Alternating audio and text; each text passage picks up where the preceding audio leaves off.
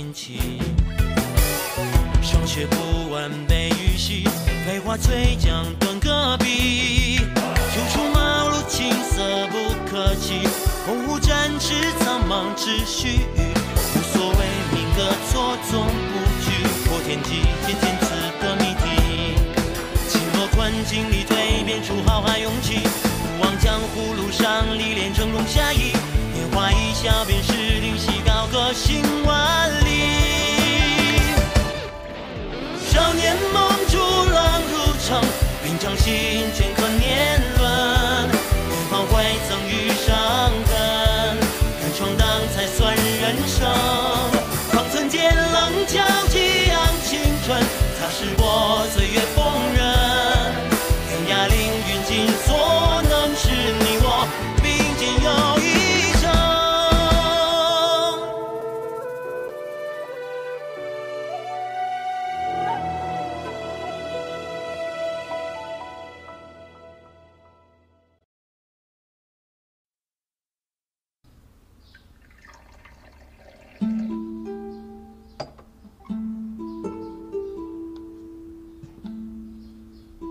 殿下，请用茶。坐吧。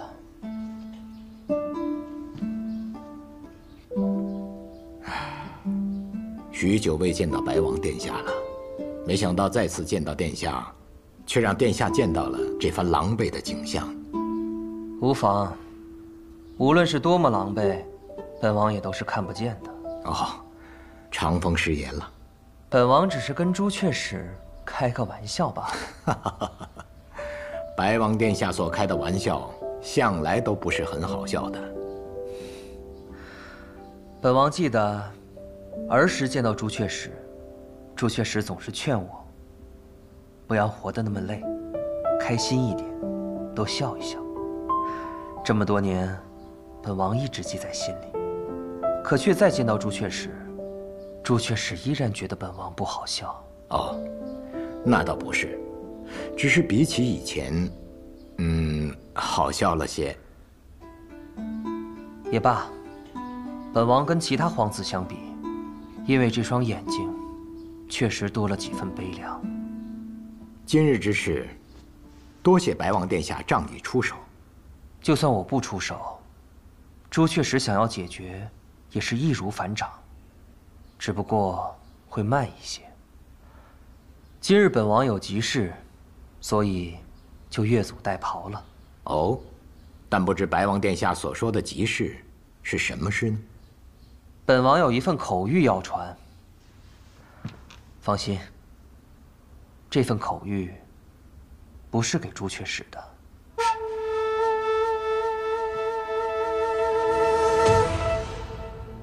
我不做朱雀使已经很多年了，我现在只不过是这雪月城中的一个大管家。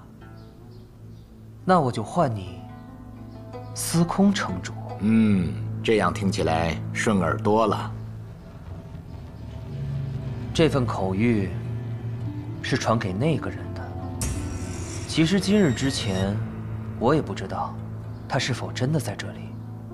直到方才，虽然我看不见，不过这么多年，他那给人惊喜又给人惊吓的习惯，却依然没有改变。那这件事情，便是你们之间的事情了，跟雪月城毫无关系。我听说，他拜你为师，是我要收他为徒，他既没有答应，但也没有拒绝。本王明白了，司空城主是想让雪月城与这件事情撇清关系。这世上，敢不接圣上口谕的人少之又少，而接了又不听的人，则是更少。但他恰巧是其中之一。那我雪月城想跟这件事情撇清关系，有什么错吗？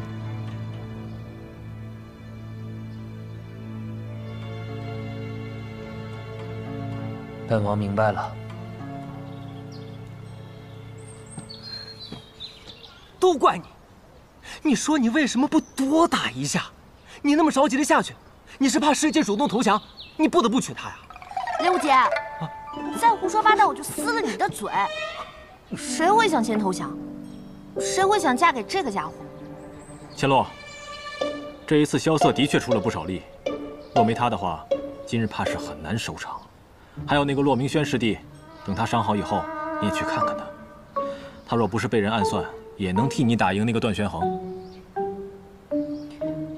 萧瑟，多谢了。不客气。我司空千诺欠了别人的一定会还。要是萧瑟你哪天需要我拼命，我一定义不容辞，把这次的恩情给还了。不必了。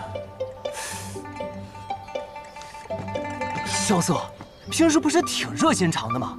你怎么整天摆着个臭脸啊？谁热心肠？你呀！哎，我跟你们说，我今天都没叫他上去，他自己下冲就上去了。真的？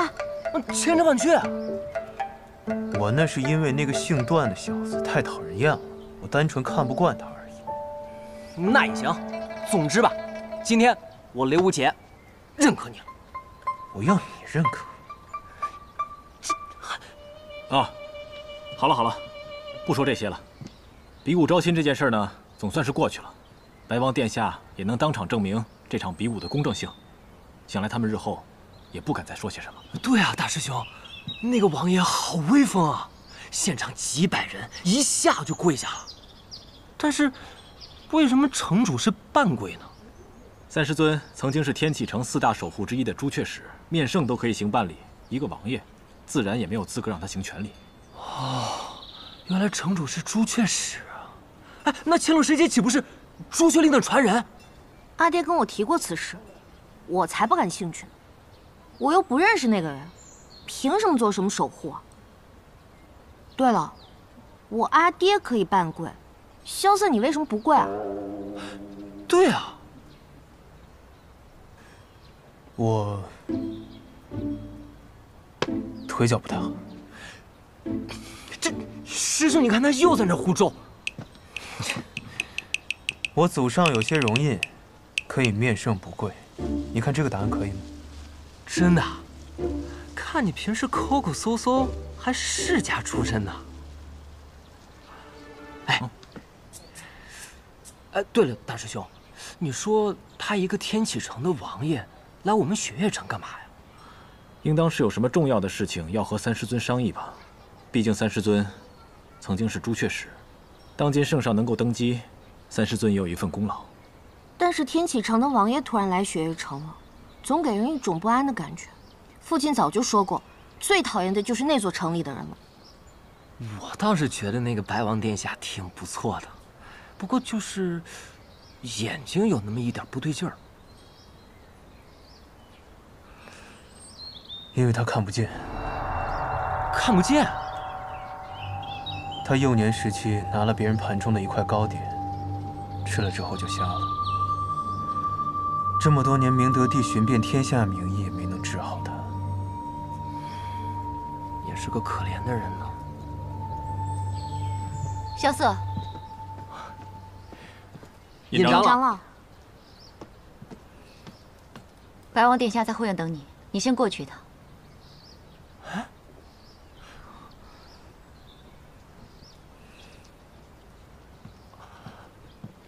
哎，尹长老，那个白王殿下找萧瑟干嘛呀？他们应该在天启学宫救过学。原来是同窗啊！哎，同窗。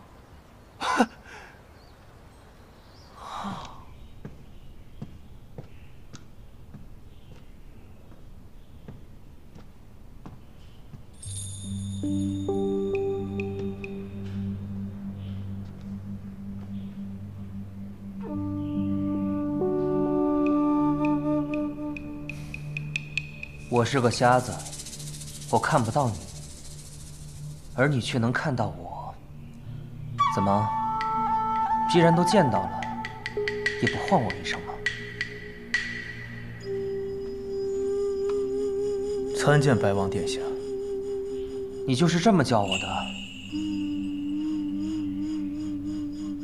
我只是一介庶民，见了当今二皇子白王殿下，还能怎么叫？毕竟叫错是要杀头的。那你可知道，白日见我不贵，也是要杀头的。我的头就在这儿，殿下若是喜欢，拿去便是。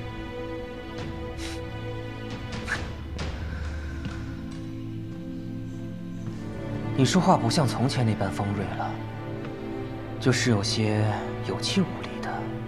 不过你耍赖的样子，还是像从前一样。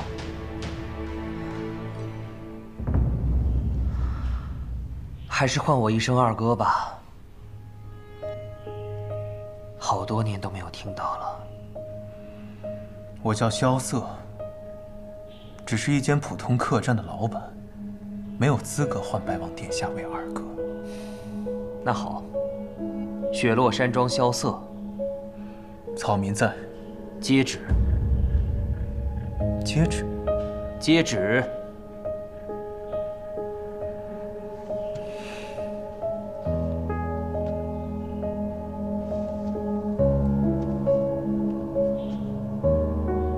奉圣上口谕，赦免六皇子萧楚河过去一切罪错，恢复皇子身份，承袭永安王爵位，赏黄金10000两，珠宝100箱，即刻速回天启城复命。还不谢恩？我拒绝这道口谕。你敢不接？我就是不接。为何不接？赦免六皇子过往一切罪错。我的过往何错之有？虽然看不见，但我也能猜到此刻你的神情。既然殿下猜到了，那就还请殿下将这道口谕带回去。听完口谕，你还是不肯唤我一声二哥。看来你是真的不打算回去了。殿下难道希望我回去吗？当年我离城而去，有一人提剑而来，正是怒剑仙叶战天，当世5大高手之一。据我所知，他也是殿下的授业恩师。不管你信不信，并不是我派他前去的。并不是你派去的，那他去前你是否知道呢？是否知道又假装不知道呢？所以你认为你的伤是战天师傅造成的？就算最后一剑不是他出的，倘若他不在，很多事情都不会被改变。罢了，很多事情还是回天启城再说吧。本王给你3日时间，你好好考虑考虑，是否要接下这道口谕，同我回家。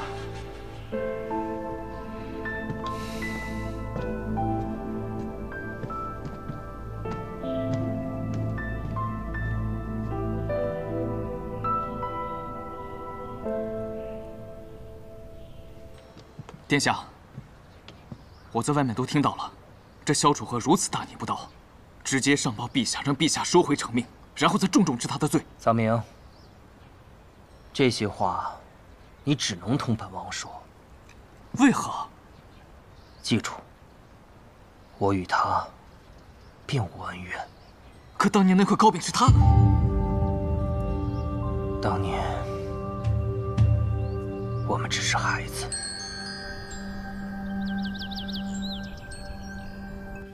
最近雪月城还真够热闹啊！是啊，先是有人闯进登天阁顶问见雪月剑仙，再有这百花会，如剑仙亲临礼赠四方，再加上这比武招亲，把尊贵的白王都给引来了。可你知道，我是个不喜欢热闹的人。哼，那感情好啊！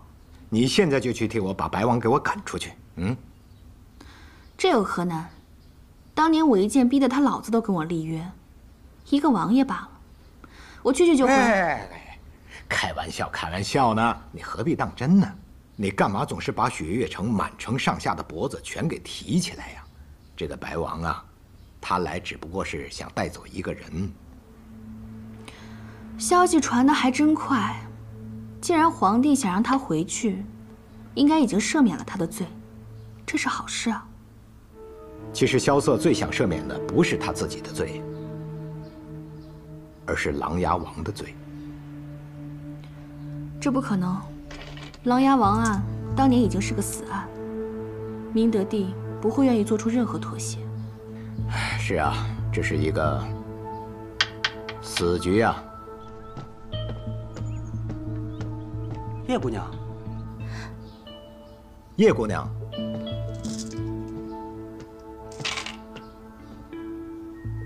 司空城主，二城主，叶姑娘，今天怎么这么有空到我这里来呀？我准备去药房取些药材，路过此地便来见见城主。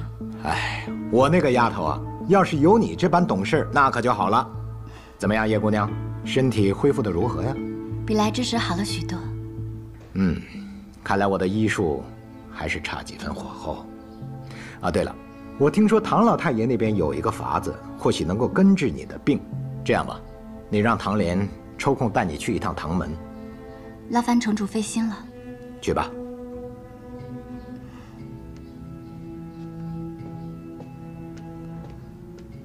他已经在外面听了很久了。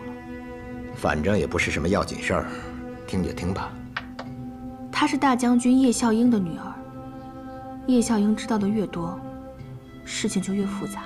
但她曾经是萧瑟的好朋友。可从萧瑟入雪月城以来，他们两个似乎从未说过话。所以，他是最了解萧瑟的人，而现在的萧瑟，最不想提及的就是他的过去，而叶若依，他所背负的正是萧瑟的过去。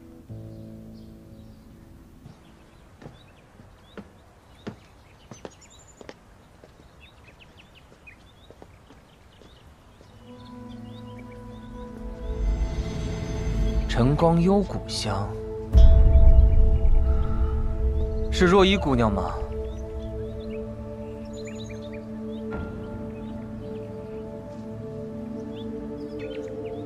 许久未见了，二皇子殿下。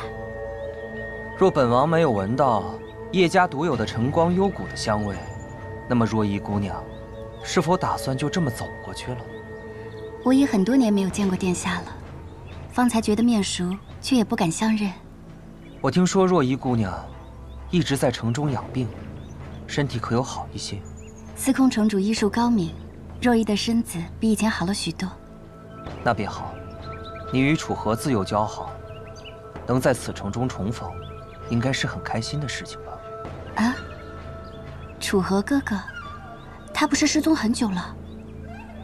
哦，你没见过他吗？我向来一人独居在这别院中，平常从不与城中人来往。今日是过来取些药材的。他来此城已经许久了，此行我便是来寻他的。那殿下来寻他，是要抓他回去吗？抓？我是要将他带回天启。父皇已经免去了他所有的罪错，他之后还是北离的六皇子，永安王萧楚河。啊，那便很好呀。但他拒绝了，我给他3日的时间，你与他自由便交好，帮我劝劝他。以楚河哥哥的性子，决定了的事情，便很难改变了。但在我知道的人中，能劝动他的，你是为数不多的。那若依试试吧。多谢了。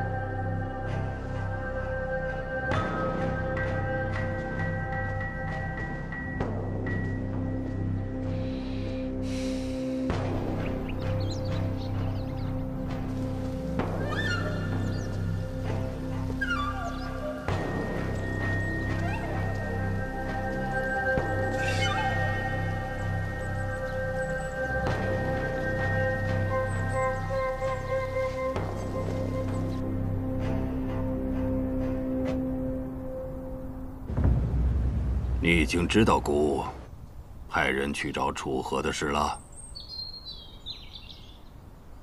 是陛下故意让臣知道的吧？是啊。楚河当初和叶将军交好，姑在想，若叶将军知道了楚河的下落，或许能助姑一臂之力啊。这么多年过去了，他现在既然愿意现身，或许他愿意回到天启了。叶将军真的是这么想的？哼，我若是陛下，就不下什么旨意了，直接带着军队把雪月城给围了。哼，呵呵，这确实是叶将军的行事啊。可是姑害怕逼得太急了。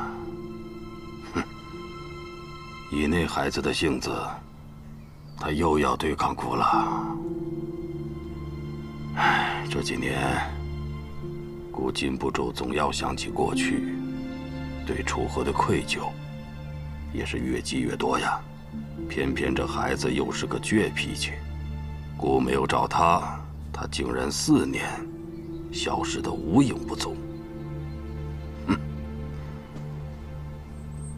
姑害怕错失这次机会啊。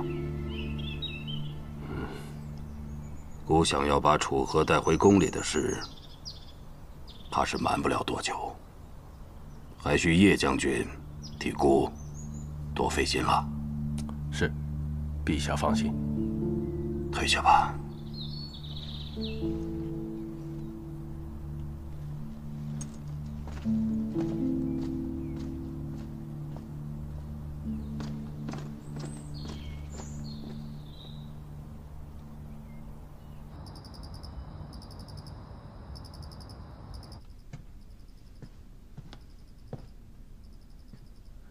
是什么风把你给吹来了？陛下让白王传了道口谕，召萧楚河回天启。我早就猜到了。这个人真要回来了吗？那也未必。你的选择是？泰安殿牌匾上，龙峰卷轴内，写的谁的名字，我的选择就是谁。可那卷轴上还没有写字。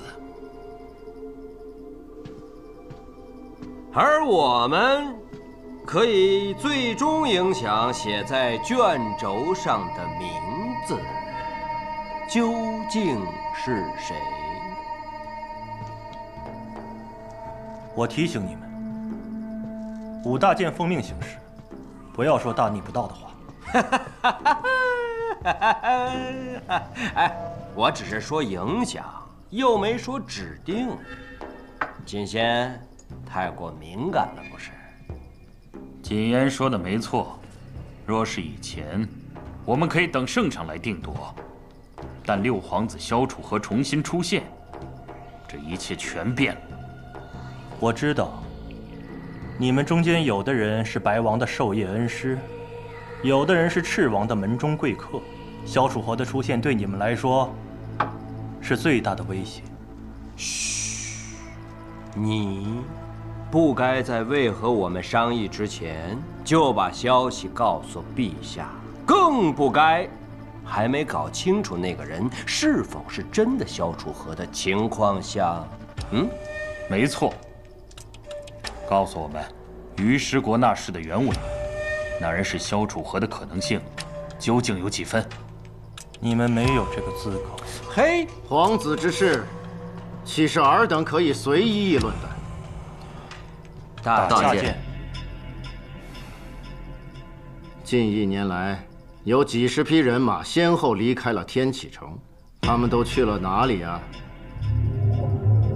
他们分别去了雪月城、无双城、木梁城、江南雷家、蜀中唐门、岭南老字号温家、望城山、武当山、少林寺、云林寺，甚至去了方外之地的天外天，以及无处可寻的暗河。是啊，几乎所有的武林大家白赤两王都派了人马前去。如今这朝堂上的纷争还没有结束，江湖上的争夺已经开始了。没错，你们说的对。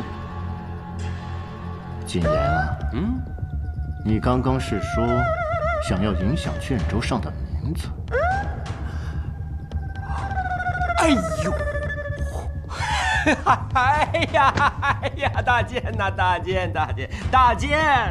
谨言一时妄言。你知道就好。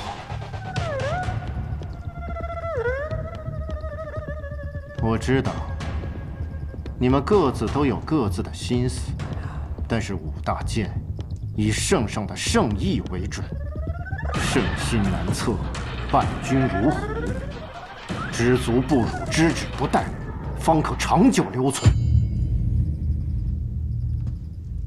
如果谁想不明白这一点的话，那就趁早退出武大剑。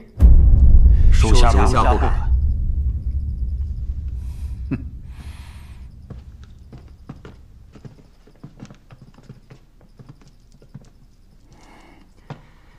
虽然你不曾做过选择，但我知道，你一直很欣赏六皇子萧楚河。为什么一定要做选择呢？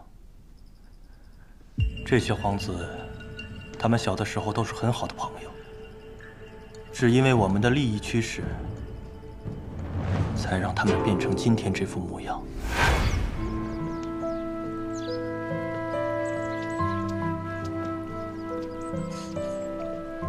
哇！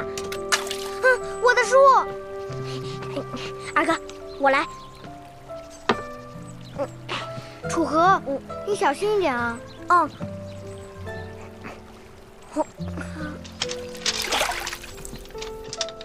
二哥，你就别看书了，你看书都湿了，你就陪我玩一会儿吧。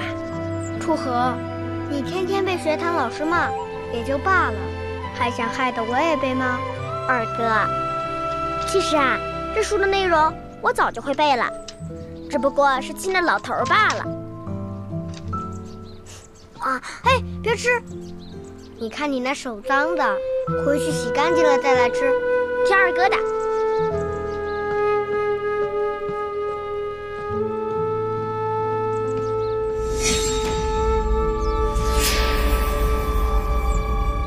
不能吃！不能吃！什么不能吃啊？你怎么来了？啊，我来给你送点吃的。来。哟，无事献殷勤，非奸即盗，有事求我，说吧。哎呀，没事，我就问问你，那个王爷找你什么事儿啊？尹长老说你们还是同窗呢。叙旧闲聊，没什么正事。行，你有秘密瞒着我们也没事儿，你不想说，我就不问。那个，比武招亲好不容易结束了，一桩大事了结，要不去城里逛逛散散心？说正事。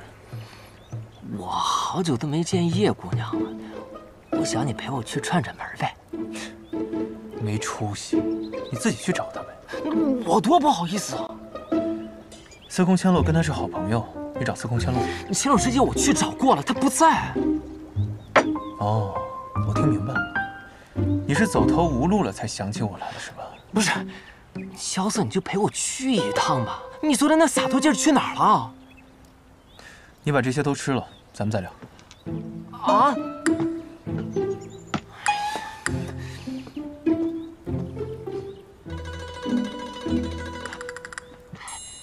萧瑟，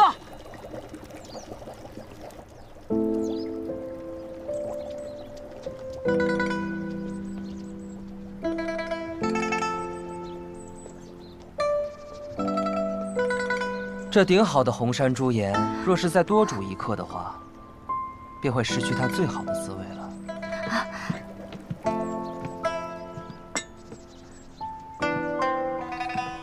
参见殿下。我和藏明在城中闲逛，忽然闻到了这股茶香。我还在想，这雪月城中，谁还会喜欢喝我们天启城中的茶？却没想到还是若依姑娘。许久没有见过家乡了，便想寻一下家乡的味道。殿下见笑了。不准备请我喝一杯吗？殿下请坐。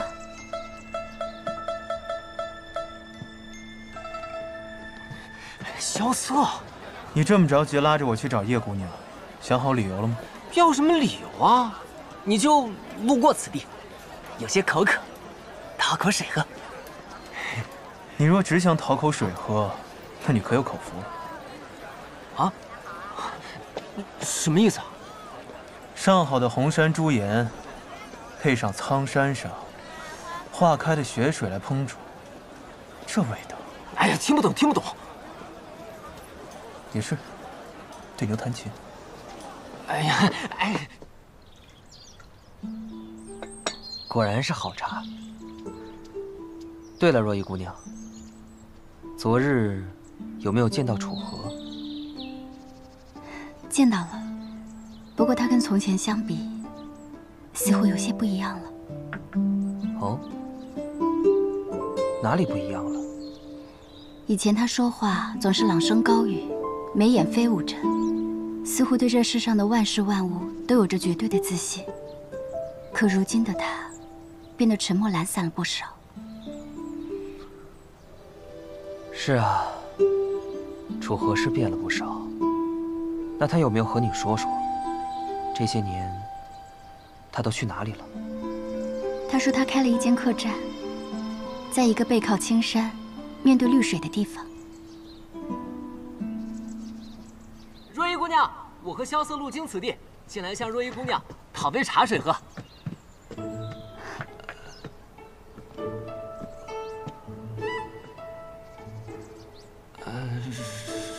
若依姑娘，打扰了。小兄弟，不必客气，坐吧。哎，敢问这位小兄弟尊姓大名？哦，在下是江南霹雳堂的弟子，刚拜入雪月剑仙门下。原来是雷门弟子啊！你干脆把你生辰八字也报出来算了。你也来了？路过，陪这位小兄弟讨杯茶。啊，有的有的，只不过我这煮茶的手艺有些生疏，怕不是浪费了这上好的红山朱颜。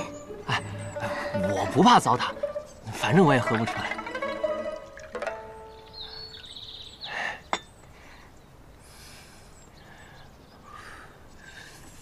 雷兄弟，你不怕烫吗？啊，我练的功夫叫火灼之术，这茶水的烫算不得什么。哎，若依姑娘，再来一杯。那我给你倒杯热水算了，省得浪费这红山朱颜。萧瑟，我刚才是因为口渴我才一口喝的，这品茶我也会的。方才若依姑娘跟我说，昨日她已经寻过你了。啊，若依姑娘昨天去找你了？找我？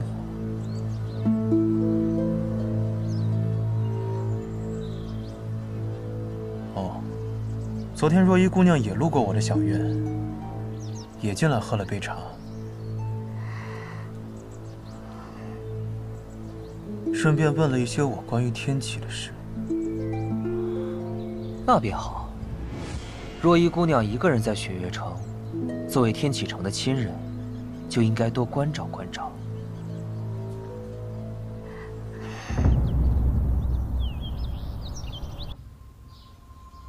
这凭什么让我做朱雀啊？听上去好娘啊！我要做青龙。不行，青龙是我的。哎，好了好了，就是个代号嘛。朱雀怎么了？长风，你看啊，连月他抽了个王八，也没说什么呀。我想揍你！阿爹。啊好，阿爹，千洛，你找我来，坐坐坐。萧瑟这次帮了你那么大的忙，有没有谢过人家？谢过了，谢过了。你女儿我这点礼节还不懂呀？嗯，是我的乖女儿。哎，千洛，你说萧瑟这臭小子平时处处跟你作对，可是这次你比武招亲呢？你看他忙上忙下的，给你帮了那么多的忙，我怀疑他是不是有什么企图啊？哎，你觉得萧瑟这小子怎么样啊？什么怎么样？哎，脸红了，脸红了，脸红了！阿爹，你想什么呢？哎呦，千洛，我是你阿爹，心里怎么想的，跟阿爹说好不好？啊？哎呀，哎，好精致的令牌啊！爹，你从哪儿来的？是不是要送给我的呀？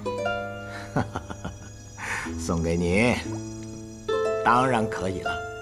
不过你一旦拿起这块令牌，你可要承担很重很重的责任了。什么责任啊？说起来话长啊。若依姑娘，本王所托之事，还请多费心。啊，若依记下了。那本王就不打扰各位叙旧了，告辞。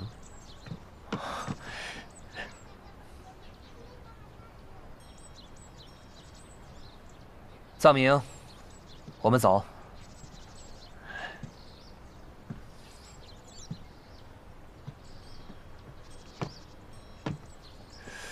萧瑟，那白王的部下好像不太喜欢你啊。谁知道呢？可能我们合不来吧。你喝完了吗？喝完咱们就走。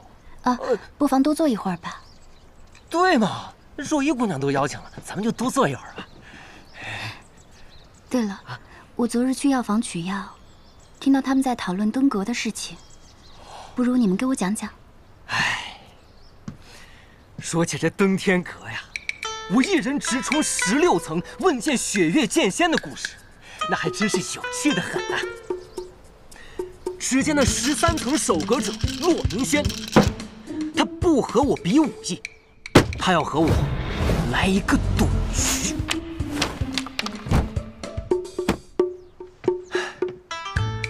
还有我见到我师叔之时，我用尽了雷门所有绝学，还有我师傅给我的那一柄纱布剑。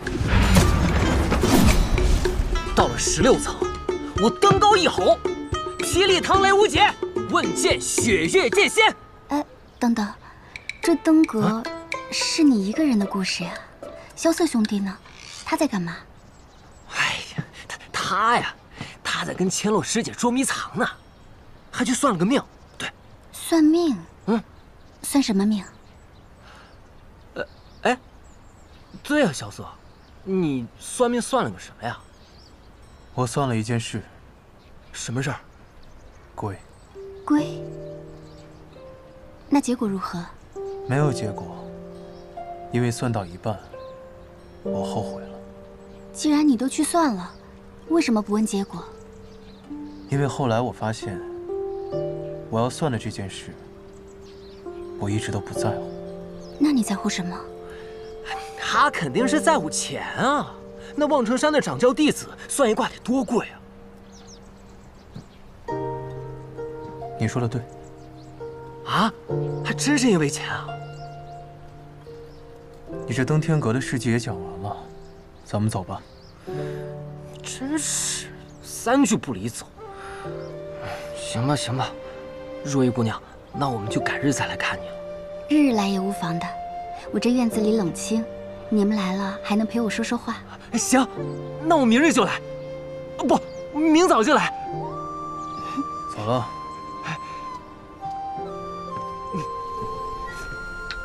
走了。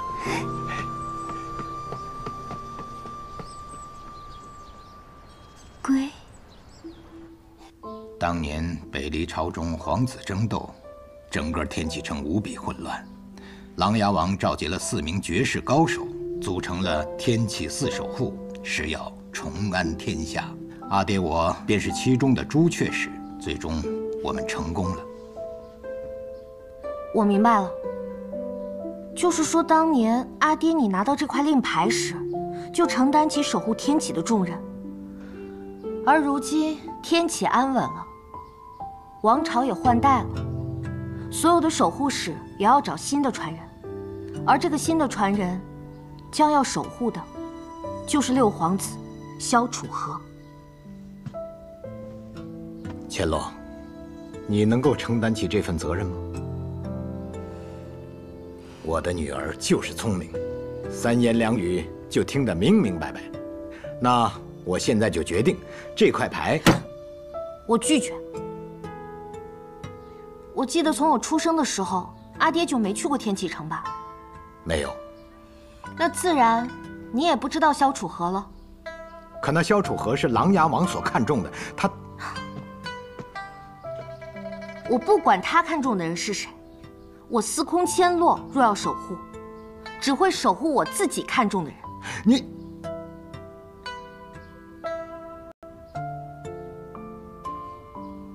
我才不要做什么药王，我要做天下唯一的枪仙。唉，阿爹，我记得有一位大师跟我说过一句话。少年人要有自己的江湖。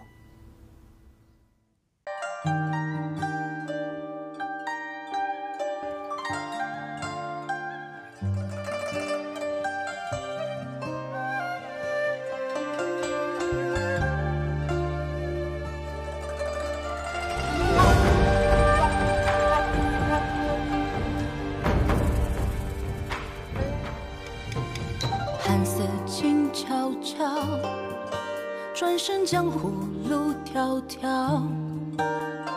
天外雪飘飘，冷月的滚烫云知道。命运狂滔滔，拨开岁月雾绕绕。过往空闹闹，是等待远途零九霄。水渺渺，心声随境缘轻渺渺。我想养才好，生如莲固然与你潮。跋涉千万里惊涛，踏歌着浪潮，悠扬了年少。刀剑唇齿相依，肝胆相照，真情比天大，梦何惧渺小。任凭恩怨多纷扰，踏歌长啸，芳华奔劫啊！少年锋芒同行，天涯海角，下一通逍遥，有只脚不寂寥。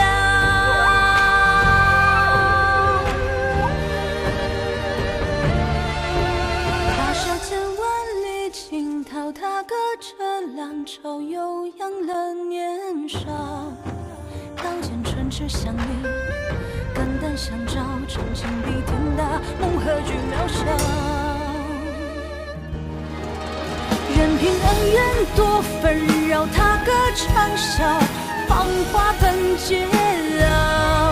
少年锋芒同行，天涯海角，下一通逍遥，有只脚不寂寥。